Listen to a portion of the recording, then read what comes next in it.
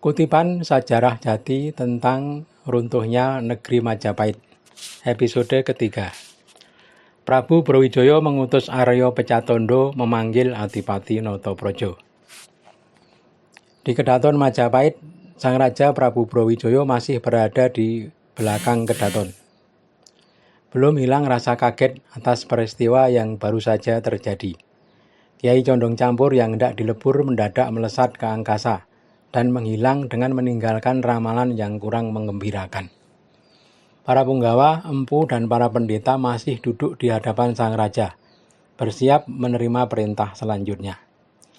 Mereka semua sudah mendengar perkataan Kiai Condong Campur yang cocok dengan ramalan yang telah didengar Sang Raja, sesuai pesan Hyang Triyodra. Ki Patih Wahan berkata, "Duhe Paduka yang penuh kasih kepada para hamba, jangan Paduka berkata hendak maju ke medan perang. Kami para punggawa yang akan menghadang datangnya musuh. Paduka silahkan tinggal di istana dan menikmati tarian bedoyo. Hamba dan teman-teman yang akan berperang sampai mati. Paduka tidak boleh ke medan perang.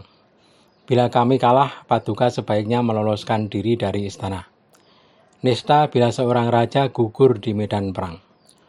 Menurut cerita Ramayana, ketika Sri Dasamuka Raja Alengka berperang melawan Sri Rama dan gugur di medan perang, para dewa bersorak dan mencelanya. Maka tidak seyogianya Paduka berperang. Hamba pribadi sudah tidak sabar menanti datangnya ramalan tentang negeri yang akan menyerang Majapahit. Sekarang di Bintoro ada seorang yang selalu membujuk putra Paduka. Mereka adalah para santri yang sungguh merupakan musibah bagi negeri Majapahit. Putra Paduka terus didorong untuk melawan Paduka. Putra Paduka sudah mabuk lafat dan mematuhi perintah palsu. Sekarang Bintoro sudah mulai menaklukkan negeri di kanan kirinya.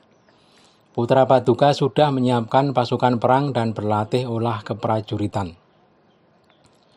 Maka hamba meminta izin Paduka. Sebaiknya sekarang Bintoro segera dipukul perang. Ibarat api belum membesar, dapat mudah mati disiram air. Bila terlambat akan sulit dipadamkan. Sang Raja berkata, "Benar katamu, Patih."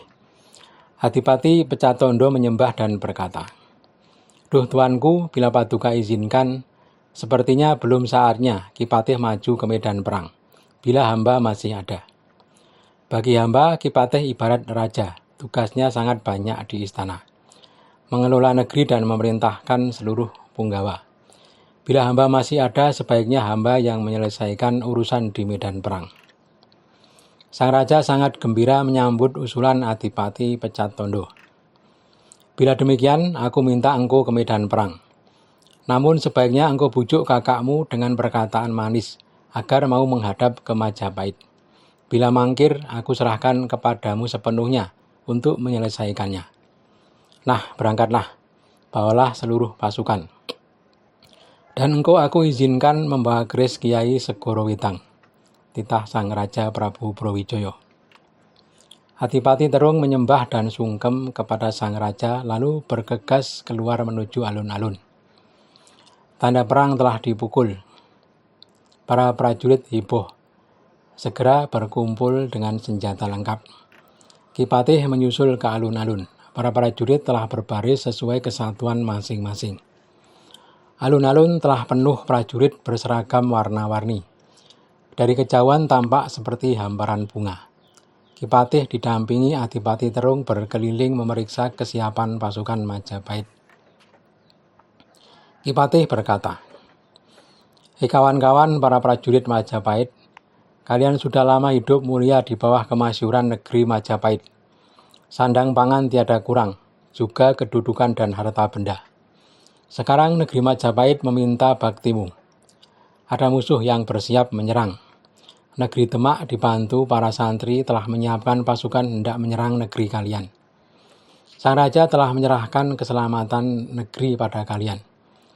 Serahkan hidupmu, darah, dan dagingmu untuk Majapahit. Jangan serahkan negerimu ke tangan musuh bila lehermu belum putus. Walau aku Patih dan para punggawa juga akan melakukan hal yang sama. lebih suka hancur menjadi tanah daripada harus menyerah. Para prajurit menyambut seruan Ki Patih dengan penuh semangat. Mereka lebih suka mati di medan perang. Mereka sudah berniat tak akan kembali. Kapanpun berangkat mereka telah siap. Adipati pecah tondo lalu membubarkan barisan. Pasukan Majapahit kembali ke barak bersiap menerima perintah selanjutnya. Sementara itu para wali sudah tiba di Bintoro. Sunan Ampel, Sunan Giri, Sunan Benang, Sunan Kudus, Sunan Kalijogo, Syekh Siti Jenar, Pangeran Tembayat, Syekh Dombo, Pangeran Mudang Cirebon, Sunan Muryopodo, Syekh Maulana Maghrib, Sunan Geseng, Syekh Bentong, dan Syekh Mojo Agung sudah berkumpul di Masjid Demak. Adipati Notoprojo menyambut mereka dan mengaturkan sungkem. Para wali dan Raden Adipati kemudian melakukan sidang.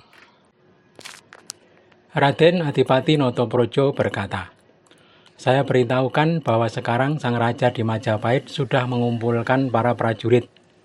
Yang bertindak sebagai panglima adalah Adipati Terung Aryo Pecatondo. Adipati Terung diberi tugas untuk memanggil saya. Bila saya tidak mau hadir, diizinkan untuk memukul perang." Sunan Ampel berkata, "Bila demikian, persiapkan pasukanmu. Tapal batas di selatan berilah prajurit pengintai. Tempatkan prajurit yang muda dan cakap. Perintahkan bila melihat pasukan Majapahit tiba, segera melapor. Adapun pasukan Bintoro yang bersiap ke medan perang sebaiknya dipimpin Sunan Ngudung. Dia yang akan menghadapi Adipati Terung dengan memakai baju pusaka Kiai Ontro Kusumo. Mintalah baju itu kepada Nak Syekh Maloyo. Bila dia memberikan kelak dapat menjadi penguat hati para prajurit. Dan engkau mintalah bantuan kepada orang dari Tarup yang saat ini dipimpin Ki Getas Pandowo. Seberapa jumlahnya mintalah untuk ikut serta berperang. Latihlah para prajurit untuk berperang habis-habisan, karena musuh kali ini berat.